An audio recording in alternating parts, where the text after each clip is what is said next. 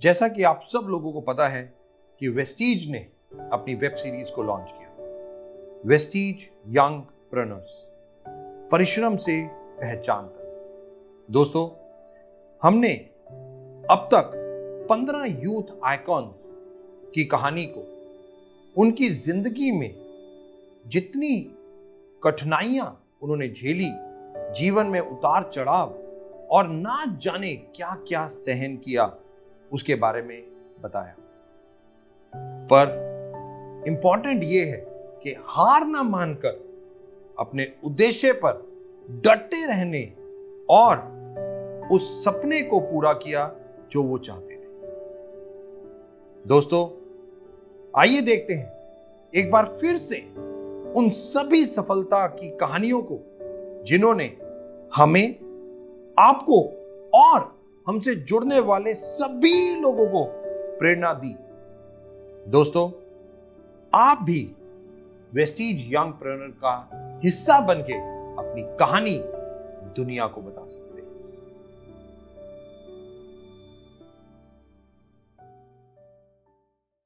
लेकिन अगर इस बिजनेस में इसका किसी ने मजाक उड़ाया तो मैं गर्व से कहता हूँ पहला इंसान मैं ही था जो ठाके मार के इसके ऊपर। और फिर उस दिन से हम दोनों ने कसम खा ली, जब तक कामयाब नहीं होंगे एक दूसरे के घर नहीं जाएंगे। मैंने ऑन द स्पॉट बिना देरी किए अपने दूसरे अकाउंट में ट्रांसफर कर लिया। ये वापस ना मान ले, वापस ना मांग ले। आंसू आ गया, मैंने उनको गले लगाया, मैं कहा पापा हमने ले ली गाड़ी। तो बड़ा दुख हुआ सर। मैं ऐसा ही प्लान दिखाता था दिमाग में कि मेरे को प्लान दिखाने का पैसा मिल रहा है, एक प्लान का 1000 रुपये मिल रहा है, इस वजह से मैं जितना ज्यादा हो सकता था उतना प्लान करता। I lost 45 lakh and it was one of the worst time of my life. मैं सो नहीं पा रहा था सर, घर पे क्या बताऊं। लेकिन मेरे को था अगर लेना है तो 2019 के बाद अगर एक दिन डिले हो जाएगा मैं नहीं लूंगा। 2020 में नहीं लेना, 2019 में ही लेना। और ऐसे भीड़ को चीरते हुए जब ये एंटर किया उन्होंने, और इन्होंने देखा सर कि मैं 20 लाख की टाटा हैरियर लेके वहां पे खड़ी थी। तो पहले तो मैं पूछना चाहूंगा, हमारा जन्म स्थान कहाँ का है, छोटे हम कैसे, क्या क्या करते थे? सर मध्य प्रदेश में एक छोटी सी सिटी है विदिशा, वहाँ पर हाँ, मेरा विदिशा, birth हुआ। अशोका स्तूपा है वहाँ पे, मेरे ख्याल से, राइट? सांची में near by. Right near by, yes. तो सर वहाँ पे मेरा बर्थ हुआ। ओके। मैं घर में इकलौती बेटी थी। इकलौती बेटी? यस सर, मम्मा पापा और मेरे बड़े भैया हैं। ओके। न्यूक्लियर फैमिली में बॉर्न एंड बॉटअप हुई। कहते हैं ना पापा की परी होना, तो सर वैसे मेरा परवरिश हुई, लाड़ प्यार से, सारी चीजें, सारी सुख सुविधाएं हमेशा पूरी हुई। ओके। मम्मी पापा क्या करते थे? सर मम्मा तो होम मेकर है और पापा बिजनेसमैन है सर। ओके। ट्रांसपोर्टेशन का काम है सर पापा। ट्रांसपोर्टेशन का काम है, right? Trucks and all, yes sir, oh government. वाह। स्कूलिंग में जॉली सूरी कैसी थी? सर मैं बहुत सिंसियर थी, रिस्पॉन्सिबल थी, बचपन से ही बहुत मेहनती थी। और स्कूल के टाइम पे कॉन्वेंट से मेरी प्राइमरी एजुकेशन कंप्लीट हुई। ओके। स्कूल का नाम? Trinity convent. तो ये विदिशा में ही स्कूल है? Yes sir. ओके। तो वहीं पे कितने, 12वीं तक वहीं पे थे आप? Yes sir, till 12। तो जॉली जब बचपन में थी तो क्या बाबी डॉल इन सब के साथ खेलने का मन करता था उसका? कोई जो खास तौर पे फीमेल्स की, बच्चों की, डॉटर्स की जो फरमाइश होती है, जॉली सूरी की भी क्या क्या फरमाइशें होती थी? सर हाँ सर, बिल्कुल वैसी ही थी। बहुत सारे टॉयज से खेलना, गुड़िया से खेलना, घर घर खेलती थी बचपन में अपने फ्रेंड्स। सर मेरे बहुत सारे फ्रेंड्स कभी नहीं रहे, बहुत रिजर्व नेचर की थी मैं। क्यों? एक दो लोग होते थे जो फ्रेंड सर्कल में होते थे, बहुत कम लोगों से मैं घुल मिल पाती थी। मतलब शुरू से ही शायनेस, इंट्रोवर्ट टाइप के थे? मैं बहुत इंट्रोवर्ट थी। इस इंडस्ट्री में आके मैं पूरी चेंज हुई। इस इंडस्ट्री में आके हम बात करेंगे उस इंडस्ट्री की, बट जॉली सूरी बचपन में बहुत इंट्रोवर्ट थी, कोई दोस्त वो ज्यादा नहीं बनाती थी, दूर रहो, कुछ ऐसा था? इनफैक्ट ऐसा था, मेरे साथ कोई ट्रेन में अगर सफर कर रहा हो, फ्लाइट में कर रहा हो, बाजू वाली सीट वाले को मेरा नाम भी पता नहीं चलेगा। मतलब मैं बिल्कुल बातचीत नहीं करती थी। मैं पढ़ाई में बहुत अच्छा था, स्पोर्ट्स में मैं बहुत अच्छा था, काम कुछ भी लाइफ में करता था तो काम को कभी करने के लिए नहीं किया, काम में कुछ बनने के लिए किया है हमेशा। जैसे क्लास में कोई प्रैक्टिकल हो रहा है तो कौन करेगा सबसे पहले? मैं, I'll be the one। तो कोई भी मैंने गेम भी खेला, चाहे क्रिकेट, बैडमिंटन या व्हाटएवर, तो हमेशा कोशिश की है कि उसमें मैं अव्वल रहूं, हमेशा ऊपर रहूं। और जो मेरा नेचर था वो बड़ा शाय नेचर था। मतलब मेरी मदर अगर मुझे यहाँ बिठा दे, बेटा यहीं बैठ, मैं अभी आ रही हूँ, तो मैं वहीं बैठा मिलूंगा। अच्छा। हाँ, मतलब बहुत ज्यादा शाई नेचर का, पढ़ाई में काफी अच्छा था और स्पोर्ट्स में मैं काफी अच्छा तो था। तब पापा का बिजनेस बहुत अच्छा चल रहा बहुत था? अच्छा चल रहा था। और शिवम ने कौन से स्कूल से की थी? सर दिल्ली में? दिल्ली में, ईस्ट दिल्ली में कैंटरबरी पब्लिक स्कूल से मैंने अपनी 10th क्लास तक की Okay. और 11th-12th मैंने science side Greenway Modern School Dilshad Garden. 10th में शिवम ने 10th पास करके 11th में साइंस ली। हाँ जी। तो मतलब क्या शिवम के दिमाग में कोई चीज थी जो उसे बनना था, इसीलिए उसने साइंस ली, या कुछ ऐसे ही बस किसी ने बोला और ले ली? सर एक्चुअली पढ़ाई में अच्छा था, तो मेरे जो दोस्त थे, मैं देख रहा था स्कूल कॉलेजेस में भेड़ चाल बहुत होती है सर। हाँ। मतलब अगर मैं देख रहा था विधायक का औलाद है वो भी बीटेक कर रहा है, हाँ। नालायक का है वो भी बीटेक कर रहा है, मैंने कहा मैं तो पढ़ाई में अच्छा हूँ, मैं अच्छे मार्क्स लाता हूँ, तो मैं भी बीटेक करूंगा। But Okay. मेरे फादर, उनका सर हमेशा से ये रहा है कि तू बिजनेस करेगा, मेरा बिजनेस। मैं अच्छा। उनका अकेला लड़का हूँ, मेरी दो Okay. सिस्टर हैं, तो उनका बिजनेस मेरे पास ही आना था ऑटोमेटिकली। पर क्योंकि लेबर वर्क बहुत ज्यादा था और टाइम फ्रीडम बिल्कुल भी नहीं, तो मैंने देखा है उन्हें करते हुए, कभी भी उन्हें अपने लिए उनके पास कभी भी समय नहीं रहा। और इतना पैसा भी नहीं कि मतलब समय तो चलो छोड़ो, समय नहीं दे पा रहे, तो पैसा बहुत ज्यादा हो तो पैसा भी ज्यादा नहीं और समय भी ज्यादा नहीं। तो मेरा कभी मन नहीं करता था। हाँ, वो बोलते थे, उस समय मैं छोटा था तो बोल देता हाँ करूंगा। पर इससे भी पहले सर मेरी लाइफ का एक जो थोड़ा सा टफ टाइम था वो था जब मैं 7th क्लास में था। ओके। जब मुझे एक खेलते खेलते एक इंजरी हुई सर। और मैंने उस पर ध्यान नहीं दिया। वो क्या इंजरी थी सर? वो खेलते खेलते गुमचोट लग गई। अच्छा। तो मैंने, जैसे बच्चे होते हैं ना इग्नोर कर देते हैं किसी तोड़ चोट दिया। को, तो मैंने भी वो इग्नोर कर दिया। अब वो धीरे धीरे वो इतना बड़ा, मतलब मेरे दर्द होता रहा, धीरे धीरे मैं खड़े बैठ भी नहीं पाता था। मैं खड़ा रहा तो खड़ा ही रहा। अच्छा। मतलब इतना पेन हुआ। फिर घर वालों ने एक दिन देखा कि मैं पॉट यूज कर रहा हूँ खड़े होके। मतलब इतना एक्सट्रीम लेवल पे हो चुकी थी चीजें। My God. तब उन्होंने, तब शिवम की एज क्या थी basically? Sir I was near about 9 साल का। ओके। तो तब मेरी मदर फादर ने मुझे डॉक्टरों को दिखाया, तो पता लगा कि एक बीमारी है ऑस्टियोमाइलाइटिस। हड्डियों में bone, it's a kind of bone infection. हड्डियों में पस पड़ जाती है, राइट।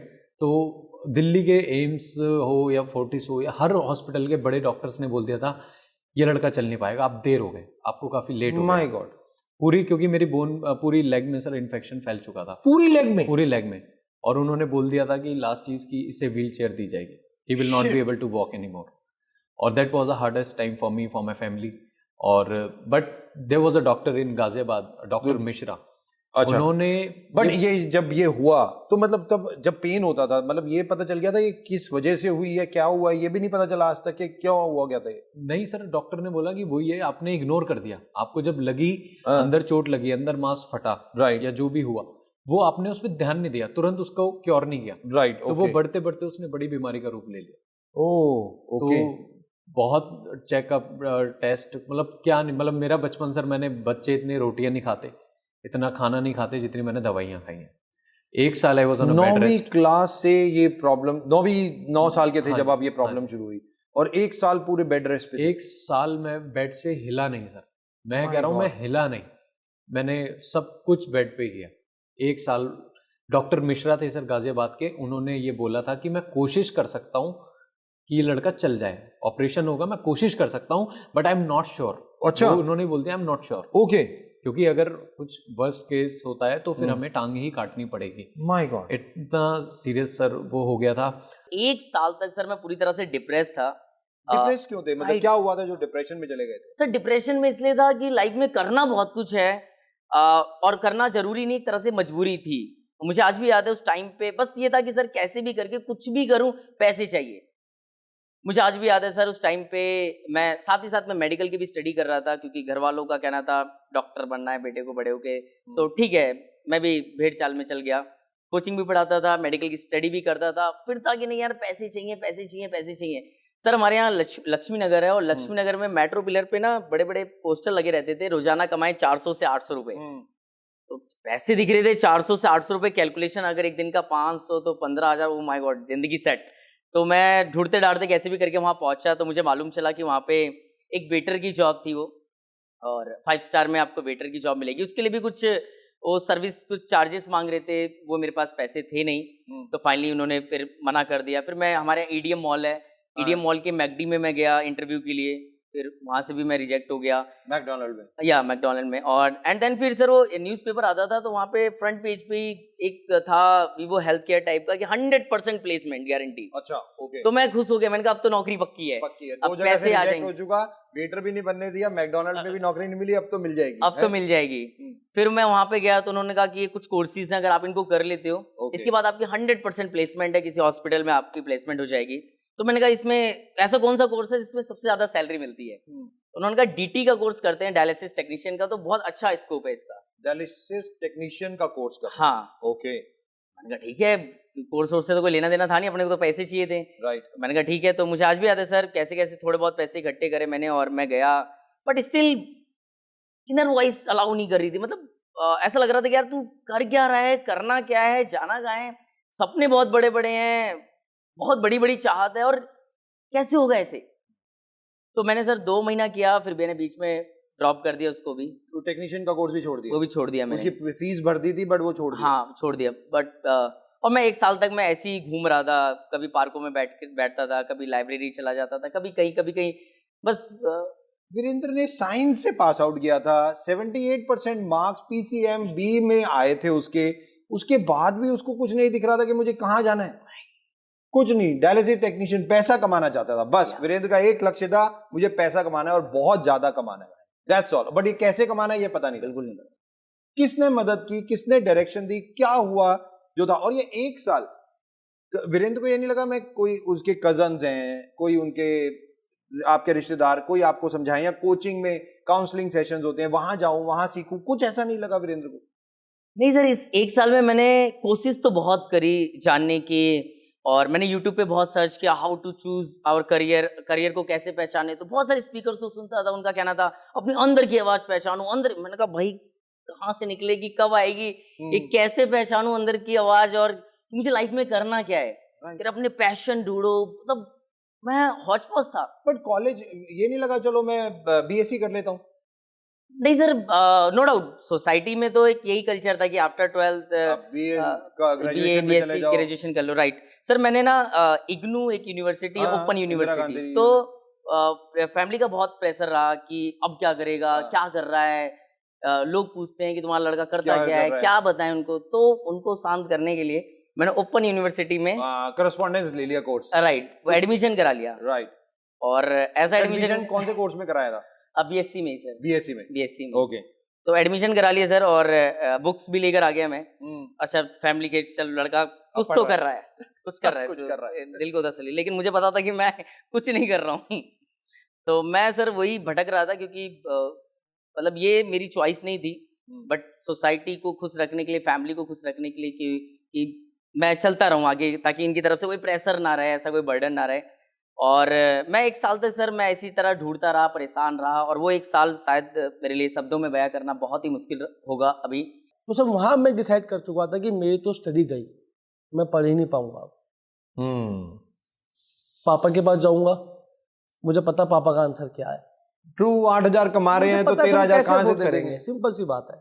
मैं अखबार से जोड़ना शुरू करूंगा, मालिक के पास जाऊंगा, नरेश जी के पास, वो मुझे 500 से ऊपर एडवांस देंगे ही नहीं। राइट। तो 30,000 आएगा कहाँ से? ऐसा भाई रहने दे। सर मेरे दादा को खबर पड़ी, मेरे ताऊ जी का लड़का था सर, भरत नाम उसका, हम दोनों सेम क्लास में 12th में, वो भी फर्स्ट आया, मैं भी फर्स्ट आया। ओके। हम दोनों फर्स्ट आए। तो उसने कहा कि पापा मैं फर्स्ट आऊंगा ना, तो मुझे फोन चाहिए 6600। एक फोन आता था 6600 आता था, नोकिया 6600। हाँ, बड़ा फेमस था सर फोन। कह रहा पापा मुझे फोन चाहिए। ठीक है भाई, तू फर्स्ट आया तो फोन दिलाऊंगा, 10,000 रुपये का फोन है।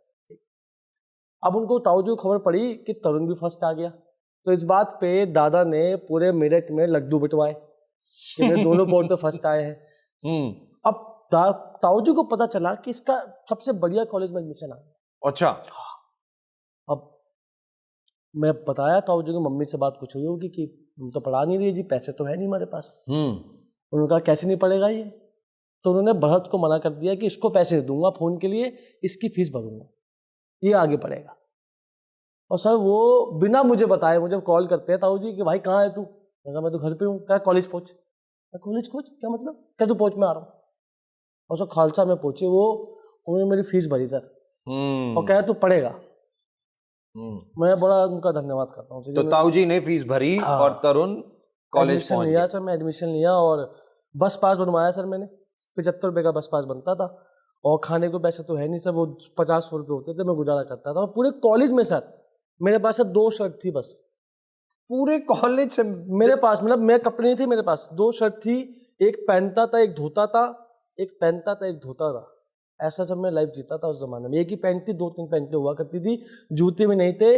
पुरानी मंडी लगती है रवीन्द्र नगर में, वो कत्तर मार्केट टाइप कुछ कहते हैं, right, second hand second hand कपड़े मिलते हैं वहाँ कपड़े पे। मिलते 30 रुपए के जूते लेके आया था मैं, रीबॉक के 30 रुपए के जूते, जो फटे फटे डैशेस होते हैं, उसको मैं नया करके सर पहन के कॉलेज जाता था। और 800-900 रुपए का फोन था सर, उसी से मैं काम करता था। और सर बड़ी गरीबी से मैंने करा सर। राजमा चावल आते थे, दिन में एक ही बार खाना खाता था बस मैं, एक बार। हाँ, सुबह खाया मम्मी ने दिया, दोपहर में खाया, बाकी खाया नहीं खाया, शाम को आके ट्यूशन पढ़ाया, फिर कुछ खा लिया सर। ये काम सर मैं करता था, बहुत स्ट्रगल से मैंने बिताई सर कॉलेज के अंदर। बीए इकोनॉमिक्स ले लिया था, हाँ, खालसा कॉलेज में पहुंच गए थे। वहां पे तो सारे लोग अमीर बाप के। अरे सर मेरा बड़ा स्ट्रगल था सर मेरा वहाँ पे। एक्चुअली कैसे क्या होता था, मुझे ना इंग्लिश में, क्योंकि हिंदी मीडियम पढ़ा हूँ तो सर इंग्लिश इतनी अच्छी नहीं थी, फ्लुएंट नहीं थी, तो सर वहाँ पे सब इंग्लिश में बात करते थे। राइट। तो मैं हमेशा हविंट में कहता हूँ कि गरीब आदमी की खासियत होती है कि जहाँ भी गरीब आदमी जाता है गरीबों को ढूंढ लेता है, अट्रैक्ट कर लेता है सर। तो सर मैंने क्या करा, और जो कोर्सेज के एक बीकॉम के थे, बीबीए के थे, जो गरीब लिखते थे मेरी तरह, जो गरीब पारिवारिक स्थिति से थे, उनसे मेरी ऑटोमेटिकली दोस्ती हो गई सर।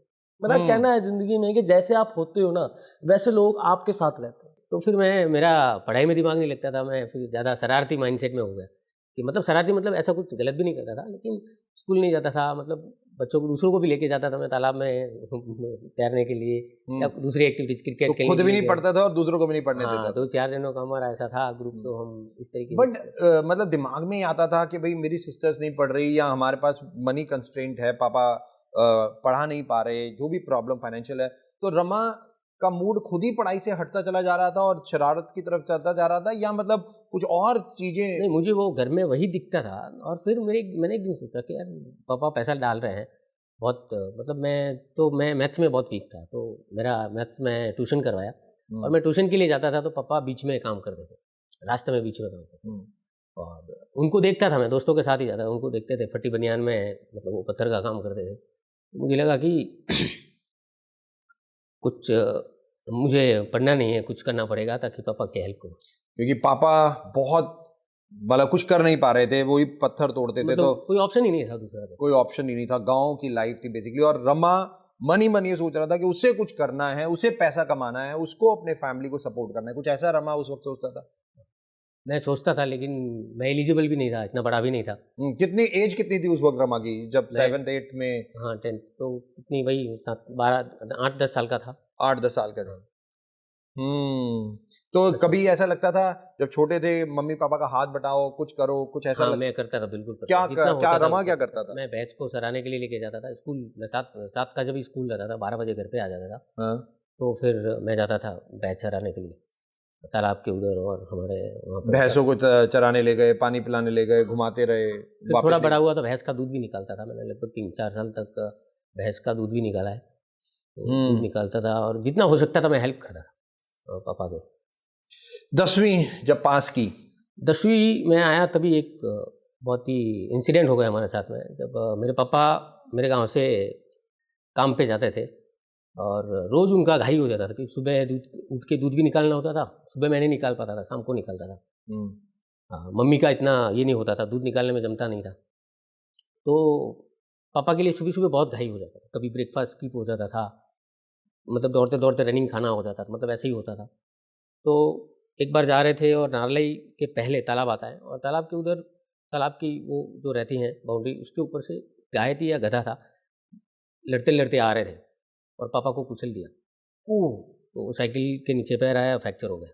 Oh my God. और फ्रैक्चर हो गया तो फिर 2 महीने तक रेस्ट किया पापा ने, और सब लोग बोल रहे थे। 2 महीने रेस्ट किया पापा ने?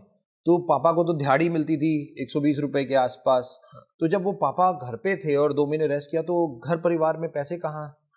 तो जब उनको घर पे लाया, ऐसा ये हुआ, और घर पे लाया और लोगों ने बोला कि इनको हॉस्पिटल लेके जाओ, तो पापा बोले नहीं नहीं मैं ठीक हूँ, मतलब वो चाहते थे कि खर्चा हो जाएगा, तो ऐसे ही बोल रहे थे मैं ठीक हूँ।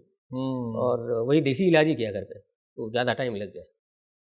तो डॉक्टर के पास बिकॉज पैसे नहीं थे इसलिए डॉक्टर के पास भी और हॉस्पिटल जाने से भी पापा मना कर रहे थे। हम लोग घर में कोई बीमार होते थे तो पापा कभी नहीं सोचते थे, मतलब कहीं ना कहीं से पैसों का जुगाड़ करके कर लेते थे, लेकिन जब उनके पर्सनल लेवल पे आता था तो वो मतलब सहन करते और थे। रमा ये सब चीजें देखता था।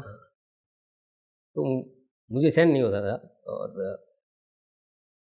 फिर उसके नेक्स्ट वीक में हमें अनाउंसमेंट हुआ स्कूल में कि स्काउट में जाना, स्काउट होता था स्कूल राइट। में। तो परशुराम जी हमारे गांव से थोड़ा 20-25 किलोमीटर दूर मंदिर है, वहाँ पे 3 दिन का वो कैंप था और वहाँ जाना था। तो टीचर ने बोला कि कुछ 500-700 रुपीज़ पर स्टूडेंट को ये करना है, पे करने। और घर की ऐसी स्थिति थी तो मैं बोला अब क्या करें क्या नहीं करें, और मैं बच्चों को बता भी नहीं पाता था ऐसी चीज़ें। क्यों ऐसा, क्यों बहुत डरा हुआ क्यों? सर पता नहीं सर, वो फीलिंग थी पहले से ही घर के अंदर कि we are not having that much money, उतना पैसा नहीं था हमारे पास। और हम लोग जब दूसरों को देखते थे जब उनके पास ज्यादा पैसा होता था तो एक फीलिंग आती थी यार वो अच्छा कर रहे हैं, हम लोग इतना अच्छा नहीं कर रहे। तो अंदर ही अंदर वो स्टार्टिंग से एक था, because of lack of money, the fear was there inside us. Inferior complex था बेसिकली, इंफीरियरिटी कॉम्प्लेक्स कि भैया लो हमारे पास पैसा नहीं है, पापा मम्मी मिलके दोनों मेहनत करके 15,000 रुपए कमाते हैं तो सस्टेन कर लें। बैंगलोर जैसी सिटी में रहना वैसे ही अपने आप में बहुत मुश्किल होता है। स्कूलिंग शुरू हो गई थी 5वीं तक आपने वहीं पे किया, 5वीं के बाद क्या हुआ? 5वीं के बाद हम लोग शिफ्ट हुए सर उस घर से, और एक घर में हम लोग शिफ्ट हुए and I continue my schooling again. And I think that was a place little, थोड़ा आप कह सकते हो कि जो पापा मंदिर में काम कर रहे थे 15-20-25 हज़ार, जो भी उन्होंने, my good thing about my parents ने कभी भी सर पैसा खर्च यहाँ नहीं किया, उन्होंने हमेशा सेव किया ताकि मैं और मेरी जो छोटी बहन है उनको बेस्ट एजुकेशन दे। और I think my parents have done a great job, क्योंकि उन्होंने मेरे को उस लेवल तक लेके आए, whether it is food, schooling और इन टर्म्स ऑफ लव, सब कुछ दिया। मतलब जो भी इंडिया में मिलता है वो सब कुछ दिया हम लोगों को।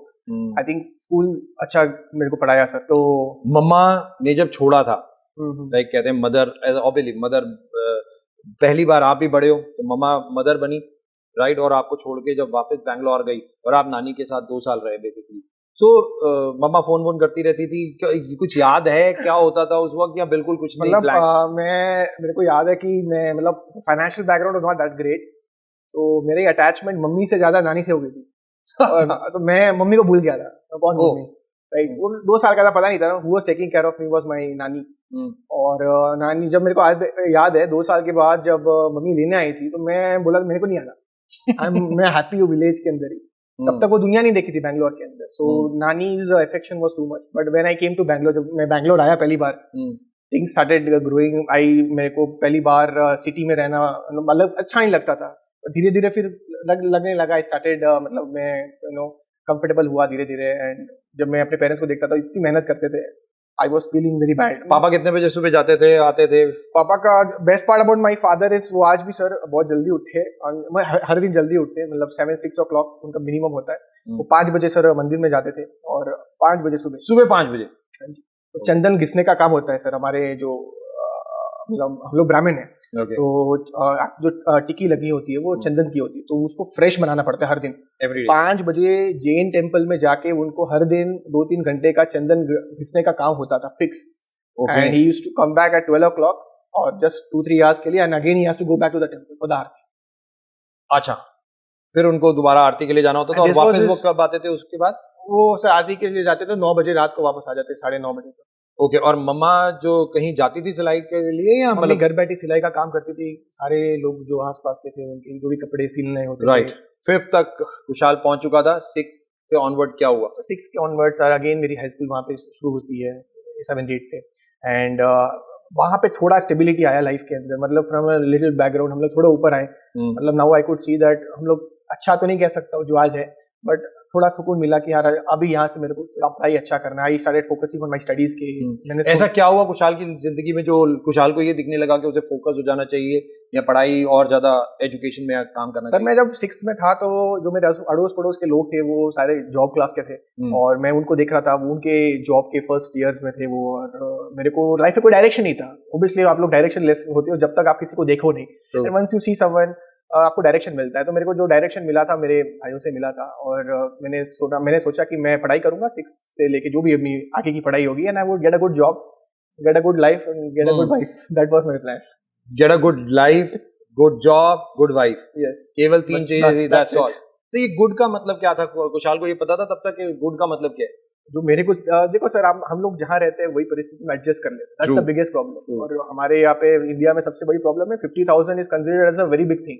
मेरा ड्रीम था कि अगर मैं 50,000 नहीं, 50,000 से नीचे भी बहुत बड़ा अमाउंट किया जाता है। 20-25,000 रुपए भी हिंदुस्तान में बहुत बड़ा अमाउंट आज भी माना जाता है। तो सर हाँ, 50,000 मेरे लिए बहुत बड़ी चीज थी। अगर मैं 50,000 कमा लूं महीने का तो मेरे लिए बहुत बड़ी चीज थी। मतलब 6-7 से मेरा वही सॉफ्टवेयर इंजीनियर बनना है, 50,000 रुपए महीने का चाहिए। विशाल के पास ये ड्रीम था कि उसे क्या बनना है सर। मैं क्या वो सही फोकस, मेरे को कुछ बनना था। 6th में जब मैं गया था, मेरे को याद है जब मैं भाई को देखता था, वो सारे सॉफ्टवेयर इंजीनियर पे काम करते थे। तो मेरा ड्रीम था कि मेरे को कुछ नहीं था तो, और सिर्फ वो सॉफ्टवेयर इंजीनियर का ऑप्शन था, तो मैंने बोला ये बनना है मेरे। सर जब 10th में साइंस में अच्छे मार्क्स आ जाते हैं तो और कॉन्फिडेंस आ जाता है। तो हमने साइंस लिया था। साइंस लिया था तो पुणे में, मतलब कुछ तो सोचा होगा, साइंस ले रहे हो, मेरे को डॉक्टर जब बनना है, इंजीनियर बनना है, साइंस क्यों लिया? सर साइंस में एक्चुअली क्योंकि इंटरेस्ट मेरा बहुत था। मतलब बहुत लॉजिकल थी मैं, बहुत लॉजिकल माइंड चलता था, तो साइंस बहुत पसंद आती थी। मैथमेटिक्स मेरी बहुत अच्छी थी, अप्रोक्सीमेट मतलब 97 नंबर मेरे मैथमेटिक्स में ही थे। तो इसलिए मैंने कहा कि तरीके से मैंने देख रही थी कि आईएएस की प्रिपरेशन भी अगर मैं करूं या फिर आईपीएस की भी करूं या फिर किसी भी प्रिपरेशन करूं तो एक जो है मतलब बीएससी की डिग्री या बीटेक की डिग्री लेनी होती है। तो मैंने कहा कि साइंस से ही वो मिल सकती है, मतलब अगर साइंस लोगे आप तो ये मिल सकता है। तो ज्यादा चीजें आप बैंकिंग में भी जा सकते हो, इधर भी जा सकते हो, हर जगह के सेक्टर आपके खुल जाएंगे। तो इसलिए मैंने साइंस को सिलेक्ट किया। तो 12वीं साइंस ले लिया था। अब 12वीं में कितने मार्क्स है? सर 12वीं में मेरे अबव डिस्टिंक्शन थे, 76% मार्क्स। 76%। तो अब तक सारा कुछ पता चल गया था पूर्णिमा को। मम्मा भी पुलिस की जॉब में लग गई थी, सेट हो गए थे, सब कुछ ठीक चल रहा था। मम्मा की सैलरी उस वक्त कितनी हो गई थी बेसिकली, और ये कौन से साल की बात है जब 12वीं पास की थी? सर मैंने 12वीं पास की थी 2013 में। 2013 में, हाँ। राइट। और चीजें मम्मा की सैलरी को लेके सब कुछ ठीक था या अभी भी नाना जी के पास ही उसी कमरे में रहते थे? रहते तो उसी कमरे में थे। उसी कमरे में थे। तो मम्मा भी आ गई थी वापस? 11th के जब 12th का स्टार्ट होने वाला था तब हमारा घर बना था। हाँ, मम्मी ने 9 लाख का लोन लिया था और उस 9 लाख के लोन के साथ साथ में नाना के भी कुछ मतलब उन्होंने पैसे दिए थे, तो फिर हमारा घर बना था। तो उस टाइम पे 12th क्लास में हमारे पास में एक घर था और हम उस घर में शिफ्ट हो गए थे। हम उस घर में शिफ्ट हुए थे और कहते थे सर 12th क्लास ऐसा टाइम होता है ना जब आपकी बहुत इच्छाएं बढ़ जाती हैं अपने आप को लेके। तो मेरी ड्राइंग पेंटिंग बहुत अच्छी थी, बहुत अच्छी ड्राइंग पेंटिंग वगैरह बनाती थी। तो मेरे दोस्तों ने मुझे रिकमेंड किया कि तुम फैशन डिजाइनिंग ट्राई करो। अगर तुम फैशन डिजाइनिंग ट्राई करती हो तो तुम्हारा उसमें बहुत अच्छा स्कोप है। बस मेरे दिमाग में ये बार बार सुन के एक आ गया कि अब ये फैशन डिजाइनिंग करना हो, यहाँ पे पॉपुलैरिटी भी है, अच्छा भी है। साइंस क्यों लिया था? फैशन डिजाइनिंग कुछ और है, साइंस कुछ और है। सर बात ये थी कि अब उसमें मुझे एक पैशन दिखता था अपना। उसमें दिखता था कि यार ये करने का मेरा मन करता है, इसके लिए मुझे कम पैसे भी मिलेंगे तो भी मैं तो भी चलेगा। तो वो करने का मन किया मेरा। और मुझे याद है कि मैंने कोचिंग की फैशन डिजाइनिंग की, और मैं आपको बताऊं सर पूरे इंडिया लेवल पे जो टॉप 3 कॉलेजेस है, that is NIFT, NID and Pearl, जो फैशन डिजाइनिंग के, वो तीनों मैंने क्वालिफाई किए। तीनों क्वालिफाई किए? एडमिशन किस में लिया था? मुंबई ब्रांच में मेरा सिलेक्शन हुआ था सर। और उसके लिए जो पैसे चाहिए थे वो 80,000 पर आपके सेमेस्टर लग रहे थे। बहुत खुश मैं मम्मा के पास में गई, मैंने मम्मा से कहा कि मम्मी मेरा सिलेक्शन हो गया है और एडमिशन के लिए मुझे जाना होगा रायबरेली में, जो है वहाँ पे जो निफ्ट के है, तो वहाँ पे मुझे पैसे सबमिट करने होंगे। मम्मी ने कहा कि इतने पैसे नहीं है मेरे पास में। 80,000 रुपए फॉर एक सेमेस्टर की फीस थी? मम्मा ने मना कर दिया। 1 साल से 12th के बाद में मैंने ड्रॉप किया था और पूरा माइंड से बस यही सोचा था कि मुझे यही करना है, तभी मैंने उसमें बेस्ट क्वालिफाई किया।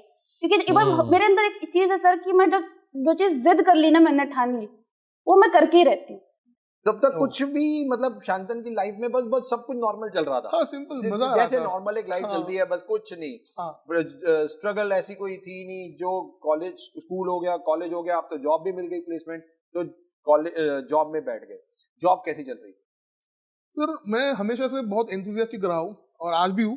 एंड जॉब का पहला दिन मुझे याद है, I was very much excited, motivated. तो वहाँ पे जाके देखा सारे लोग मतलब अकेले बैठे हैं, तो मैं सोच रहा हूँ यार कैसा जॉब है शायद मेरे लिए। लेकिन हाँ, बहुत सारे ये जॉब था कैसा, मतलब क्या जॉब था बेसिकली जो शांतन को मिला था? ट्रेन, आप जानते हो रेलवे ट्रेन जो होता है, तो ऊपर एक पैंटोग्राफ बोल के एक इक्विपमेंट लगता है, वो डिजाइन मेरा काम था।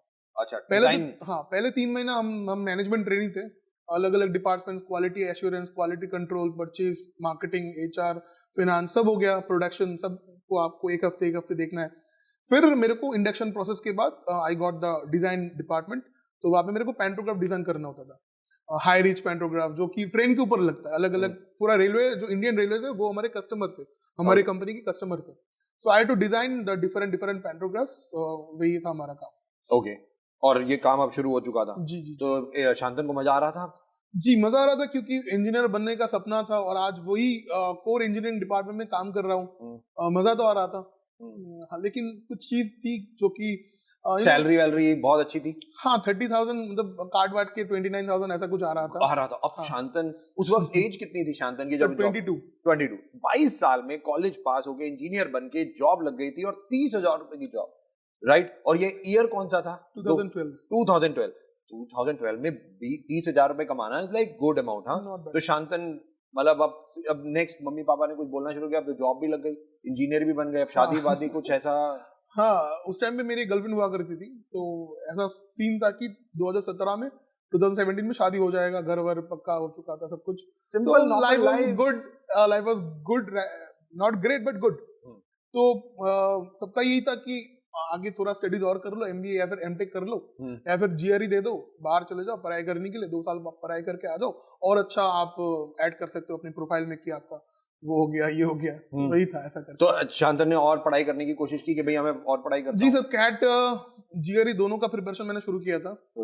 Sorry, GMAT, GRE and CAT तीनों का प्रिपरेशन शुरू किया था और कर भी रहा था, मतलब प्रिपरेशन चालू था। जॉब भी कर रहे थे और प्रिपरेशन भी कर रहे थे कि मेरे को आगे बढ़ना है। जी जी जी। तो फिर क्या हुआ? फिर सर क्या, फिर 2013 में I had my breakup and the most tragic part of my life, and उसके बाद पढ़ाई में भी मन नहीं लग रहा था, कैट वैट जो भी है आपको मन नहीं लगता ना। गर्लफ्रेंड छोड़ के चली गई थी? हाँ सर, मोस्ट ट्रैजिक पार्ट। सो अभी लगता है कि हाँ जो होता है अच्छे के लिए होता है, तो that happened for good only. फिर यू नो नौकरी में पढ़ाई में कोई मन नहीं लग रहा था सर। उस टाइम पे ऐसा लग रहा था कि कुछ है नहीं, मतलब कुछ छूट चुका है, मतलब कुछ है नहीं अंदर में, कुछ खोखला खोखला लग रहा था फॉर सम टाइम, ऐसा होता है। सो वही था। तो ऑफिस में कुछ लोग उस टाइम पे बोल रहे थे कि कोई नहीं, ऐसा होता है, लेकिन हाँ वो क्या जाने अपने दिल की बात, ऐसा ही सीन था। राइट। और शांतन 23 साल का तो था तब? जी जी जी। तो मतलब ऐसा नहीं लगा कोई बात नहीं यार, चलो मेरे को स्टडी या जॉब में और फोकस करता हूँ, मैं आगे अपना कैरियर बनाता हूँ? जी कुछ टाइम जाने के बाद, सोचो कि 4-5 महीने जाने के बाद आई गॉट रियली फोकस। मैं ऑफिस छुट्टी होता था 6 बजे, मैं कभी कभार ऐसा होता था कि 10-12 बजे तक काम करता था। क्यों?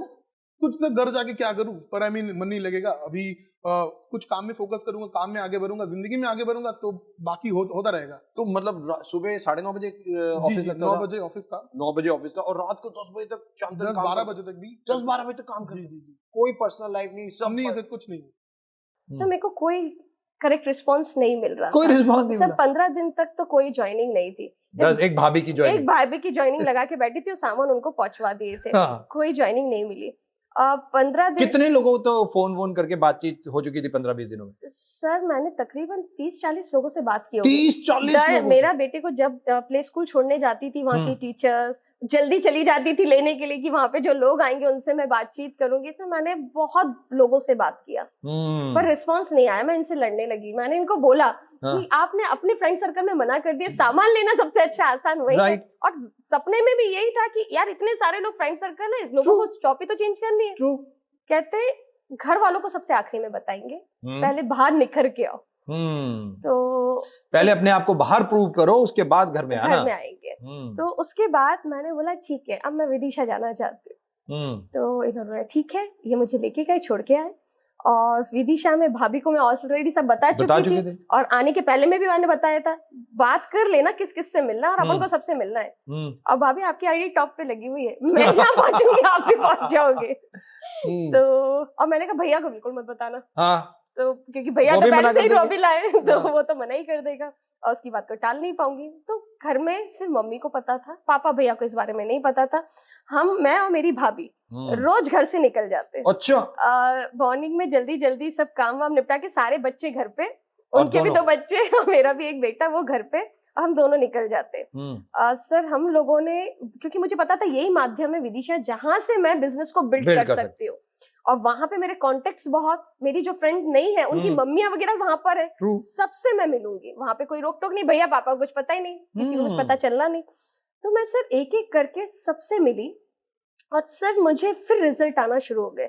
ओके, कितने लोगों से, कितने टाइम विदिशा में रहे और कितने लोगों से मिले? सर मैं अप्रोक्स 15 डेज विदिशा में, 15 दिन विदिशा में थे, और 15 दिनों में हर कितने? रोज फोन करते मैं लेने आता हूँ, और इससे पहले मैं इनको छोड़ के एक दिन भी विदिशा में नहीं रही। और उससे पहले ये जितने दिन रहती थी 2 दिन ये साथ में रहते थे, बट इस बार 15 दिन मैंने कहा मुझे छोड़ दो। कितने लोगों से उस वक्त मीटिंग हुई 15 दिन में? सर मैं बता भी नहीं सकती, मैं बहुत लोगों से कभी ग्रुप बना के मिली। उस समय मेरे में भी बहुत सारे चेंजेस आते गए, प्लान दिखाने में, सारी चीज करने में मुझे रिजल्ट्स आना शुरू हो गए थे।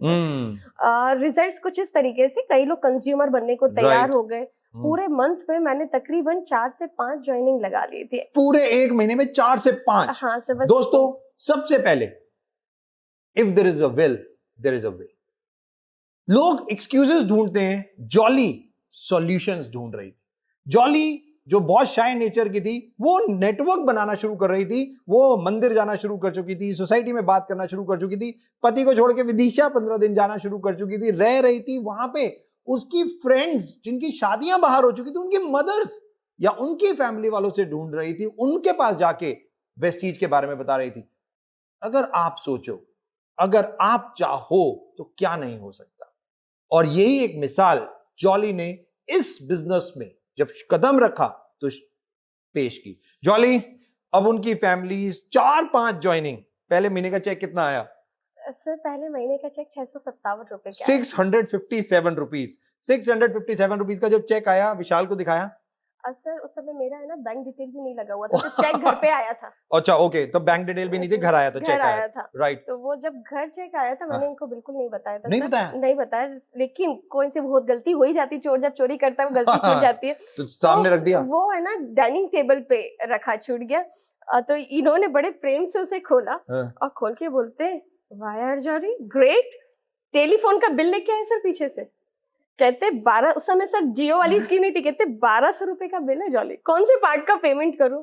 और इतना मजाक बनाया मेरा, इतना मजाक बनाया। 15 दिन विदिशा में रुकी। पहले तो कह रहे थे मैं सपोर्ट कर रहा हूँ वाइफ को के कर, और 657 रुपए का चेक आया तो इंकरेजमेंट करनी चाहिए। सर बिल्कुल सही बात है, लेकिन अगर इस बिजनेस में इसका किसी ने मजाक उड़ाया तो मैं गर्व से कहता हूँ पहला इंसान मैं ही था जो ठाके मार के इसके ऊपर तब ऐसी चीजें होती थी।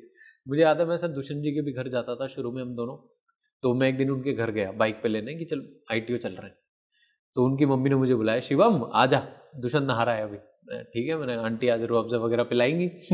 और आंटी ने जो मुझे गालियां सुनाई है, तू मेरे बेटे को उन्होंने तो मेरे को भी सुनाई थी एक बार, तूने जिंदगी इसकी खराब कर दी, आपका बच्चा ना हमारे बच्चे को भी खराब। ये शुरू की बात है सर। तो उसके पापा भी थे। और फिर उस दिन से हम दोनों ने कसम खा ली, जब तक कामयाब नहीं होंगे एक दूसरे के घर नहीं जाएंगे। अच्छा, फिर गली के बाहर फोन करते थे, आजा भाई तेरी गली के बाहर खड़ा।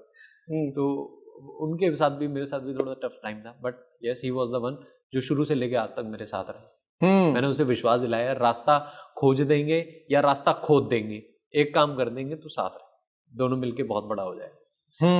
नो डाउट बहुत स्ट्रगल भी था पहले, पार्ट ऑफ लाइफ, जब तक 12th क्लास थी, ऑपरेशन, ये सब चीजें, और उसके बाद ऑटोमेटिकली सेकंड जब कॉलेज का ईयर था तब से आपकी लाइफ चेंज होने लगी। और इस तरीके से आज तकरीबन 6 साल से ज्यादा का सफर वेस्टीज में।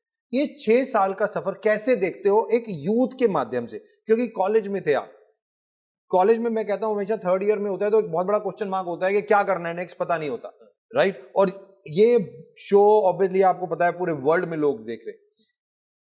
ये 6 साल की जर्नी किस तरीके के शिवम को लेके गई? सर मैं एक चीज बोलता हूँ, मेरे वेस्टीज के 3 साल एक तरफ और मेरी पढ़ाई के 18 साल एक तरफ, जो मैंने 18 साल की स्कूलिंग करी, 3 साल की ग्रेजुएशन, इवन 21 साल एक तरफ और वेस्टीज के 3 साल एक तरफ। मैंने 21 सालों में मैं बोलना भी नहीं सीख पाया, किसी से आंख भी नहीं मिला पाता था। पर वेस्टीज में आने के बाद मैंने public speaking, personality development, dealing, objection handling, ये सब कुछ सीखा। और मेरी जो 3 साल की कीमत, जो 3 साल में मैंने इन्वेस्ट किया वेस्टीज में, 3 साल बाद मैं कहता हूँ एक इंसान शायद जॉब में भी नहीं कमा पाता सर। मैं 1 लाख रुपए कमा रहा था। आप हैरान ही होंगे सर आपको जान के, मेरे चौथे साल की इनकम थी 13 लाख रुपए साल की इनकम। साल की इनकम 13 लाख रुपए चौथे साल की, राइट। और हाईएस्ट चेक कितना हो गया था चौथे साल में? 1,91,000 हाईएस्ट था। 191 राइट, ओके। उसके बाद सर आप मेरी लाइफ में आए थे जब आपने मुझे मौका दिया था वहां पे स्टेज त्यागराज में। और उस साल की इनकम सर, मतलब आज तक मुझे हैरानी होती है कि डबल नहीं 48 लाख थी। 13 लाख से 48 लाख लाख रुपए मेरी 5वें साल की इनकम, 48 लाख रुपए। तो मतलब ये मिरेकल है सर। ये मैं कहता हूँ कि भगवान ने, मेरा 6 जून को बर्थडे आता है, आपने मुझे माइक दिया था 3 जून को, और उससे मैं वायरल हुआ काफी, उससे चीजें बदली। और उसके बाद वो डायलॉग क्या मारा था आपने जो स्टेज पे मारा था? सर वो डायलॉग मैं बहुत मारता था पहले। अच्छा। पर उस दिन एक मतलब निकल गया मुंह से कि दाढ़ी आने से पहले गाड़ी आएगी, और पति बनने से पहले किसी का करोड़पति बनूंगा। तो करोड़पति बन चुका हूँ सर। पिछले साल की इनकम 1 करोड़ 5 लाख रुपए। 1 करोड़ 5 लाख रुपए। Yes. Wow, that's amazing, that's amazing। वो आई थिंक शिवम ये नहीं कि शुरू के 3 साल जो हार्डवर्क किया, जो ना सुनी लोगों को, जो आपने ऑब्जेक्शन हैंडलिंग की, जो इन्वेस्ट किया, उसके कारण जो नेक्स्ट 3 इयर्स थे वो आज 1 करोड़ की साल की इनकम पे आप। बिल्कुल, मुझे खुद मतलब ये लगता है कि भगवान कहते हैं, लगता है कि तेरा ये मेहनत का घड़ा भर गया। मेहनत जब पाप का घड़ा भरता है ना, उन्हें लगा इसका मेहनत का घड़ा भर चुका है, अब इसे देते रहो। मम्मी पापा को दिखाया था चेक वेक या पे आउट बैंक में इतना ट्रांसफर हुआ? नहीं सर, मुझे आज भी याद है, मैं न्यू अशोक नगर डीएलसीपी पे था जब फर्स्ट टाइम जब चेक आना था 10 तारीख को। तो मेरे साथ कुछ और मेरे पार्टनर्स थे, तो देख तेरा कितना है, तेरा कितना है। तो मैं प्रॉस्पेक्ट के सामने बैठा हुआ था, तो मैंने कहा यार अभी रुक जा, क्या बना होगा चेक, और उसके सामने दिखाऊंगा, बेइज्जती और हो जाएगी, बाहर जाके देख लूंगा मैं। तो सर मैंने जब फर्स्ट टाइम देखा कि यार 82,332 रुपए टोटल इनकम थी, मुझे सच में बिलीव नहीं हो रहा था।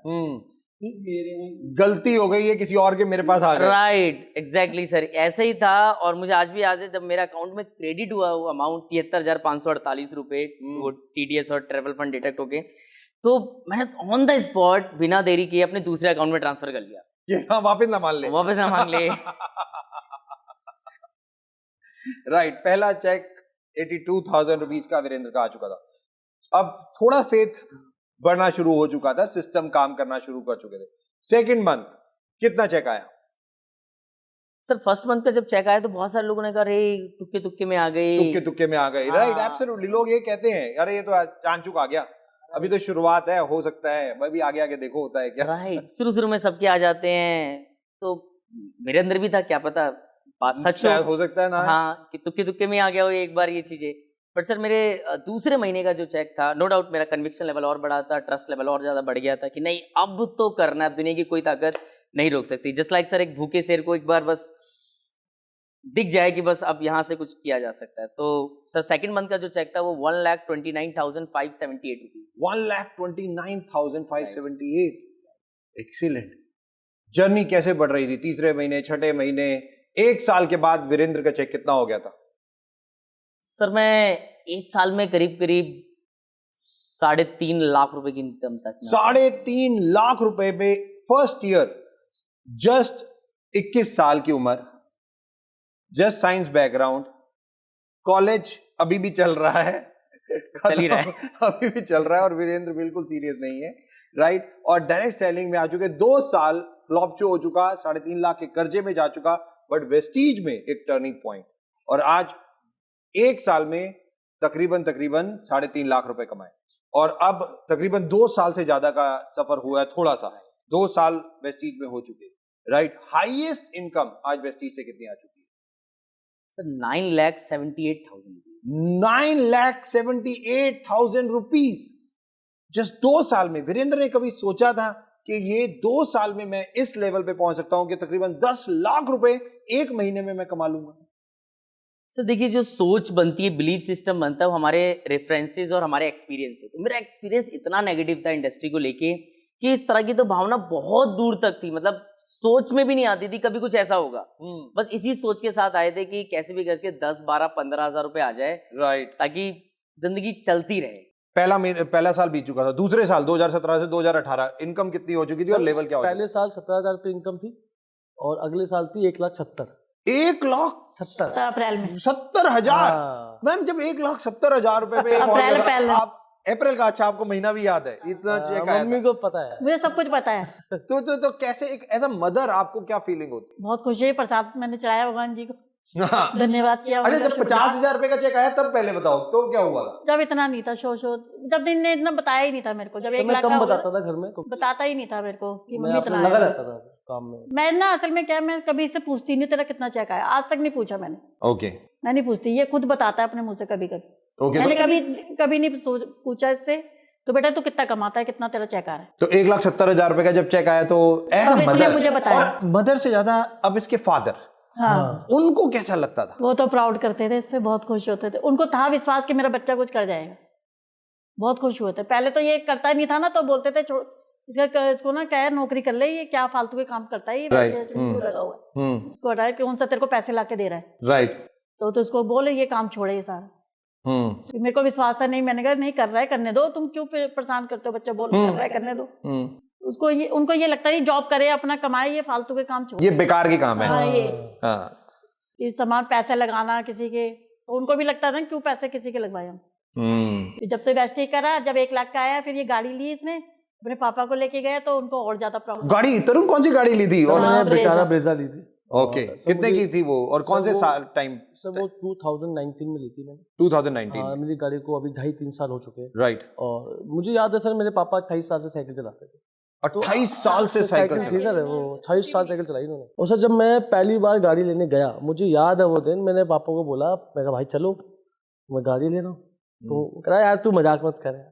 तो उनको लगा कि मैं झूठ बोल रहा हूँ, घर की बात है। मम्मी को विश्वास था कि आपको विश्वास, मेरे को विश्वास था, मेरे को पता था। देखा, मैं उनको दिखाता था कि देखो सर मैंने विजन बोर्ड बना रखा था, मैं गाड़ी लूंगा। तो मैं दिखाता पापा गाड़ी देख के आया हूँ, चलो। तो कह रहा यार तू मजाक कर रहा है। उनको बिलीव था कि ये तो झूठ बोल रहा है। विश्वास ही नहीं था विश्वास सर। अच्छा, चेक जब आते थे बैंक अकाउंट में, पापा को नहीं दिखाते थे पापा इतना पैसा आया? मैं एक्चुअली उनसे थोड़ा डरता था, मैं आपको पर्सनल बताऊं, मेरा उनसे बहुत कम बातचीत होता था, क्योंकि थोड़ा डर भी लगता था उनसे। लेकिन हाँ, मैं उनको पता था कि ये कुछ कर रहा है, और सर घर में जो भी खर्चे थे, जो भी उनकी तकलीफें थी, उनको मैं फ्री कर चुका था। मैं आपको कुछ नहीं, बट पापा तब भी जॉब करते थे। वो सर मेरी बहुत बार उनसे बात भी होती थी कि आप ये जॉब मत करो, लेकिन किसी ने मुझे सलाह दी कि अगर ये काम करते रहेंगे तो उनकी बॉडी चलती रहेगी, और बॉडी चलती रहेगी तो उनके हाथ पाँव में। तो सिक्योरिटी गार्ड की नौकरी करते थे? हाँ, मैंने उनको बंद कर दिया, आपको कुछ नहीं करना है। पर वो कहते थे भाई तो मैं करता रहूंगा ना। मैंने उनको फाइनेंशियली फ्री कर दिया, टेंशन फ्री कर चुका था सर मैं वेस्टी से। वो नाम खत्म। गाड़ी लेने गया। हाँ, तो सर ये किस्सा हुआ, गाड़ी लेने गया, मैं कहा चलो। तो कह रहा भैया तू मजाक कर रहा है मुझसे। मैं कहा नहीं पापा जी मैं ले रहा हूँ। तो मैं जबरदस्ती उनको लेके गया। और जब मैं शोरूम में उनको बिठाया पानी में, तब तक उनको बिलीव नहीं था सर ये झूठ बोल रहा है। और जब सर उन्होंने बाहर ब्रेजा खड़ी हुई देखी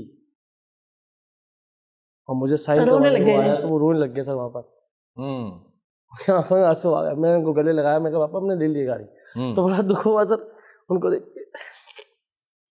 एक बार तो इनफैक्ट घर में चोरी भी हो गया था, और इसने मेरे को फ़ोन किया कि घर में चोरी हो गया है। तो मैं बोला कि तुमको तो कुछ नहीं हुआ, क्योंकि पता था घर में तो कुछ रखता ही नहीं था, मतलब कुछ पैसा नहीं था, कुछ था ही नहीं।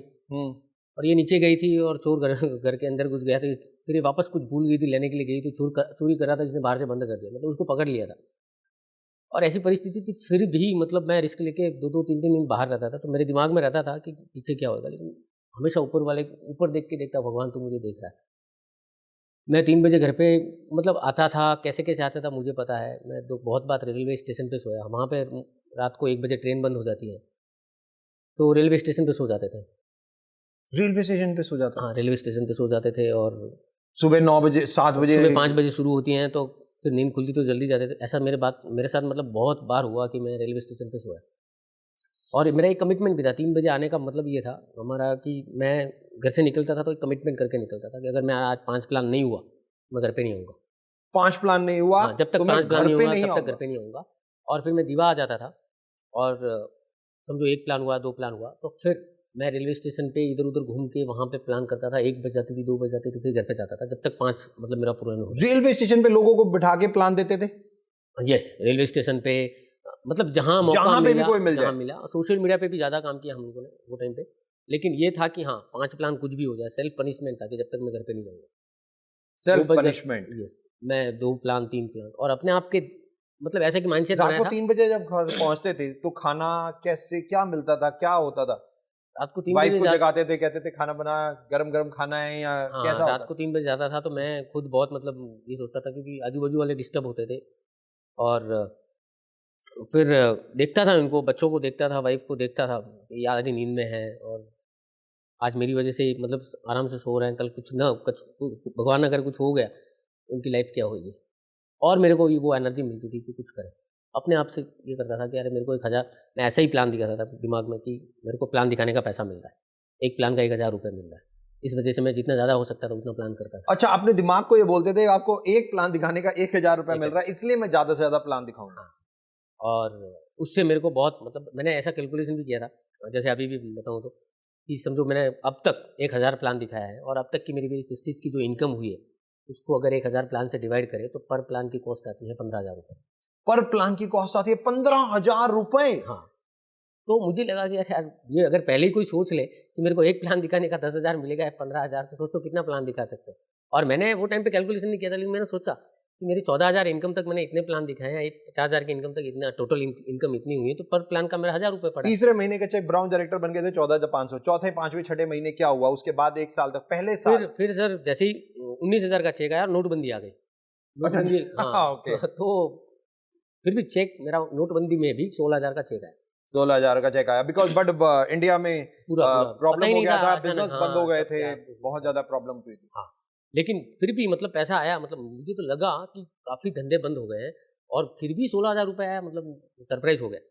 फिर मार्च में मेरा 72,000 का चेक आया, तो फिर मैंने मार्च 2017, तो 8 महीने में 8 महीने में 72,000 रुपीज का चेक आया। हमारी ड्रीम्स के लिए काम करें, हमारे गोल्स के लिए काम करें। वेस्टीज जिंदगी में कब आया? सर आई रिमेम्बर कॉलेज खत्म होने के 2 साल के बाद, मैं 23 साल का था और मेरे को आज भी याद है कि हमारी जो पिछली कंपनी थी वो बंद हो गई थी sir.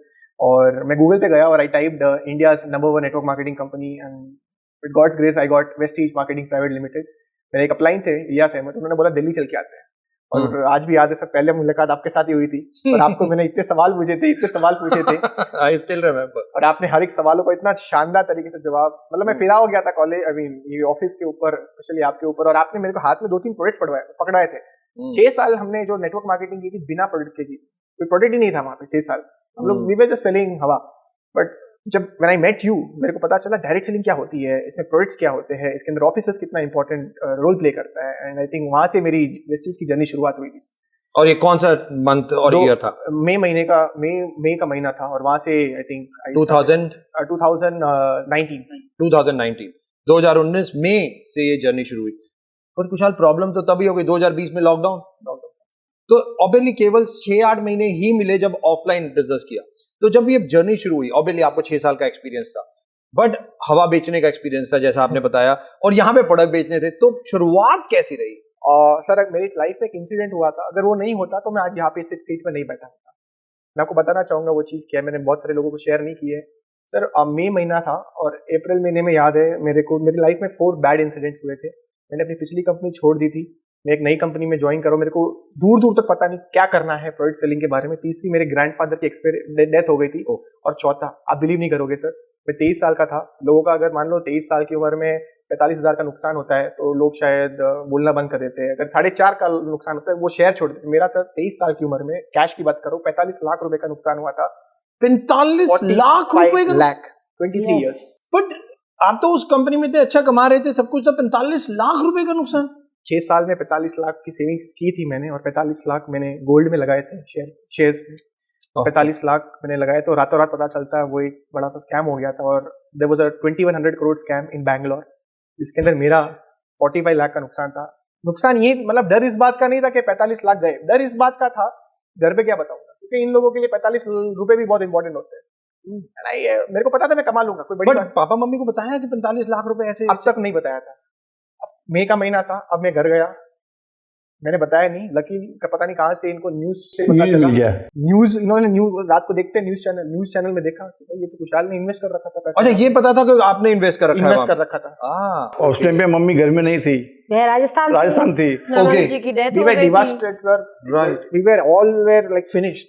45 lakh for me it's Mercedes मिलती है फुल कैश में सर 45 लाख में। My god, 23 I lost 45 lakh and it was one of the worst time of my life. मैं सो नहीं पा रहा था सर, घर पे क्या बताऊं, मम्मी 45 लाख का नुकसान करके आए, ये देखो। It was one of the toughest time and that's the time when I joined Vestige. इसलिए कहते हैं ना सर, रॉकेट को ऊपर जाना है ना तो आग नीचे कितनी लगी उसके ऊपर डिपेंड होता है। Absolutely. मेरे लिए वेस्टीज से भी ज्यादा इंपॉर्टेंट मेरी जो वाई थी वेस्टीज के अंदर, मेरे को एक ही गोल था कि वो 45 लाख जो मैंने गवाए वो मेरे को निकालना है। और सर आप बिलीव नहीं करोगे 10 months and I'm back on 45 lakhs from Vestige. 10 months? 10 months I'm on Vestige, 45 lakhs. उसके बाद धीरे धीरे आगे बढ़ता चला गया शांतन, नेटवर्क बनाता चला गया। कितनी इनकम हाईएस्ट आज तकरीबन 7 साल में आ चुकी है? Sir 7,81,726. 7,81,000 rupees the highest cheque, right? पापा मम्मी क्या पेरेंट्स या वो दोस्त आज क्या बोलते हैं? सर पेरेंट्स को मैं एक बार थाईलैंड ट्रिप पे लेके गया था, वेस्टेज का ट्रिप था। तो मम्मी ने उस टाइम तक कुछ नहीं बोला था। थाईलैंड ट्रिप में वो कार्टून नेटवर्क पार्क था, हम लोग गए थे सब उसी पार्क में। वो लोग भी बहुत मजे कर रहे थे, पापा मम्मी एक साथ में बहुत मजे कर रहे थे। तो मैंने आके बोला मम्मी बोलो अभी मेट का चेक मेरा चेक, अभी बोला फॉरेन ट्रिप कैसे एंजॉय कर रहे हो? फिर मम्मी ने सर पे हाथ रखा, बोला जिंदगी में और आगे बढ़ो, मैं भी तुम्हारे साथ हूँ। So that was one emotional moment for me, क्योंकि सारे लोग घूम रहे थे, नाच रहे थे, एंजॉय कर रहे थे। और उस टाइम में मम्मी ने जो वो चीज़ बोला ना, मेरे को वो भी याद आ गया, वो मेट का जो स्टोरी था वो भी याद आ गया। तो उनको मैंने हक किया, आई आल्सो कुछ टीयर्स आ गए थे। शी वाज रियली प्राउड, और आज तो definitely she is proud. Achievement क्या क्या हो गई है शांतन की? क्या गाड़ियां, कितने foreign trip, highest cheque, total पैसा वेस्टीज से? तो टोटल पैसा मैं परसों ही कैलकुलेट कर रहा था, कुछ करीब 2 करोड़ 20 lakhs। मतलब ये टोटल है स्टार्टिंग ईयर से शुरू करके अभी तक का, राइट। और गाड़ी तो सर 2 गाड़ी मैं ड्राइव करता हूँ, मतलब एक तो अगरतला में अभी वरना, और दूसरा मैं ड्राइव करता हूँ मर्सिडीज बेंज है। कौन सी गाड़ी? Mercedes Benz GLA 200। ओके जी, वो लिया था 2019 में 31 दिसंबर। और इसके पीछे भी एक स्टोरी है। 2014 में मैंने जब शुरू किया था, तब मैंने एक दोस्त को बोला था कि मैं 5 साल के बाद इस बिजनेस में मैं मर्सिडीज लूंगा। तो वो दोस्त बोला 5 साल मर्सिडीज भूल जा, तू अगर मर्सिडीज लेगा तो मैं हेलीकॉप्टर लूंगा। और साथ ही में एक दोस्त बैठा था जिसको मैं प्रोस्पेक्टिंग कर रहा था, प्लान शो कर रहा था, बोला तू मर्सिडीज लेगा, मर्सिडीज का पहिया खरीद के दिखा। मैंने बोला पहिया क्यों, मैं पूरा का पूरा गाड़ी लूंगा, पहिया खरीद के मैं क्या करूंगा? तो मेरे को 2019 से पहले ही लेना था। तो कुछ प्रॉब्लम हो गया था मर्सिडीज लेने के टाइम पे, लेकिन मेरे को था अगर लेना है तो 2019 के बाद अगर एक दिन डिले हो जाएगा मैं नहीं लूंगा। 2020 में नहीं लेना, 2019 में ही लेना, 31 दिसंबर को इसीलिए। हाँ, मतलब मैं अगस्त में लेना था, लेकिन अगस्त में कुछ प्रॉब्लम हो गया। फिर नवंबर में डेट आया, फिर भी कुछ प्रॉब्लम हो गया। 25 दिसंबर को लेना था, लेकिन उस टाइम पे भी कुछ प्रॉब्लम हो गया। अभी मैंने शोरूम वालों को बोल दिया कि अगर 31 दिसंबर क्रॉस हो गया मैं जिंदगी भर नहीं लूंगा, अब देख लो। थोड़ा इशू हो गया था, मैंने वो सॉल्व कर दिया था, बस हो गया 31 दिसंबर को। ये भगवान का ही वो है, सब खेल है। तो 31 दिसंबर को ले लिया मैंने।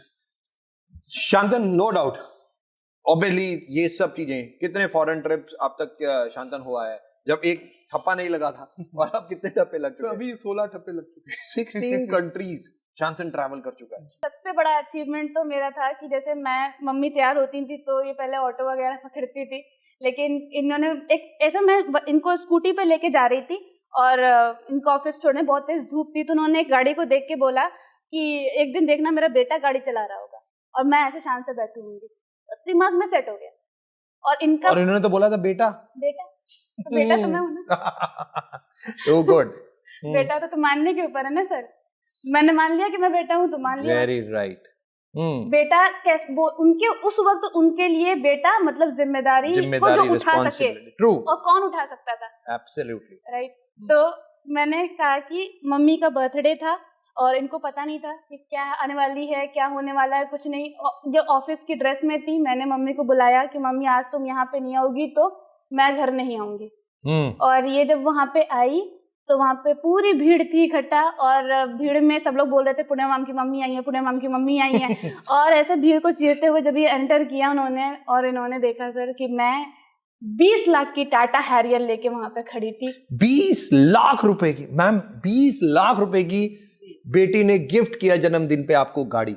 जी, बहुत सरप्राइज, बहुत सरप्राइज। मतलब कभी सपने में भी नहीं सोचा था ये पल। इतना खुशी हो रही थी आंखों में। रजनीश और छोटा वाला बेटा और इनकी पूरी टीम, गांव की भी कई उसमें लेडीज थी इनकी टीम की। और जब इसने ये कहा कि मम्मी ये गाड़ी मैंने तुम्हारे लिए लिया है, तुम्हारी बर्थडे गिफ्ट है, तो बस ये समझ लीजिए कि बस आंसू ही निकल आए। और सचमुच मुझे बहुत गर्व हुआ कि जो काम आदमी सब लोग सपना देखते हैं कि मेरे सारे सपने बेटे पूरे करेंगे, वो सारे सपने मेरे बेटी ने पूरे किए। मानने पे है, पूर्णिमा तो कह रही है ये तो इसने बेटा मतलब कभी सोचा ही नहीं कि ये मैं बेटी है। एक्चुअली में इसने तो हमेशा यही सोचा कि ये बेटा ही है। आपकी फैमिली ने आपके लिए जो चीजें बनाई हैं, बहुत सारे लोगों ने देखा है कि कुछ कभी जमीन है जिसको बेच के अपना घर बना रहे हैं, कुछ आप ऐसा क्या कर रहे हो कि आपकी जो नेक्स्ट जनरेशन है वो आपके ऊपर प्राउड फील करे। आप ऐसा कुछ करके दिखाओ कि उनको भी लगे ना कि मेरा बाप अमीर है, मेरी माँ अमीर थी, राइट। आप अपने बच्चे के लिए क्या, मुझे नहीं पता कि सर मेरी फैमिली अमीर थी या नहीं थी मेरी फैमिली मेरी, लेकिन मैंने ये जिद की कि मेरी फैमिली अमीर बनेगी। ये मैंने अपने ऊपर रखा कि मेरे माँ बाप अमीर नहीं थे, लेकिन मैंने जिद की कि मेरे माँ बाप अमीर बनेंगे। So true. तो ये आपको जिद करनी है कि आपको क्या क्या अपनी लाइफ में अपनी फैमिली के लिए करना है, और ये ध्यान रखना कि सोना बाबू बाद में आते हैं, पहले माँ बाप आते हैं। अमेजिंग। माँ बाप के सपने पूरे करो, क्योंकि वही आपका साथ देते हैं हर जगह पे, चाहे कैसी भी सिचुएशन हो, वो आपको छोड़ के नहीं जाएंगे। और वही उसी तरीके से उनको प्यार दो, उसी की तरह सम्मान दो जिस तरीके से तुम अपने बेटे को चाहते हो, जिस तरीके से तुम चाहते हो कि मेरी बेटी मेरे को सम्मान दे, सेम उसी तरीके से अपने माँ बाप को सम्मान देना चाहिए और उनके सपने पूरे करने चाहिए। क्योंकि सर जानते हैं सर, जब उनके सपने पूरे कर, जब उनके पास में पैसा आता है ना, जब वो पढ़ाई कंप्लीट करते हैं, तो उनके ऊपर जिम्मेदारी हमारी आ जाती है। वो सपने पूरा भूल ही गए, अपने सपने पूरा करना भूल गए, और फिर उनके सपने क्या हो जाते हैं, मेरे बच्चों। अब मम्मी से जब भी पूछूंगी ना कि क्या तुम्हारा सपना है, ये कहेंगे तुम बस अच्छे पढ़ ले जाओ, अच्छा कर ले जाओ, यही सपना है। लेकिन अगर मैं पूछूं ना कि मेरी मम्मी कौन सी ज्वेलरी देख के अपनी गर्दन इधर कर लेती है ना सर, तो वो सपना मुझे पूरा करना है, और मैंने अपने एक कसम खाई है कि मेरी माँ के हर एक सपने को मैं पूरा करके दिखाऊंगी। फीमेल्स के लिए जो सबसे ज्यादा इंपॉर्टेंट, सपने बनाओ और उन्हें अचीव करो, बैठो मत, रुको मत, कमजोर मत बनो। और यूथ के लिए डिस्ट्रैक्शन सबसे बड़ी प्रॉब्लम है, पेशेंस और परसिवरेंस सबसे ज्यादा इंपॉर्टेंट है। पेशेंस रखो, धीरे धीरे धीरे धीरे अगर आप बढ़ते रहोगे 100% आप सफलता के मुकाम में पहुंचोगे। Last but not the least, मैं आप सब लोगों को थैंक्स कहना चाहूंगा। ये 2022 जो चल रहा है, इसमें हम सब लोगों को पता है तैयारी दुगनी जीत की। हमारा जो 2022 और 23 फाइनेंशियल ईयर का एमडी सर ने टारगेट दिया है, वो है 5000 करोड़। मैं आप सब लोगों को बार बार याद दिलाता रहूंगा, क्योंकि मैं भी ये चीज बार बार याद रखना चाहता हूं। Last, thank you so very much all of you. God bless, wish you wealth.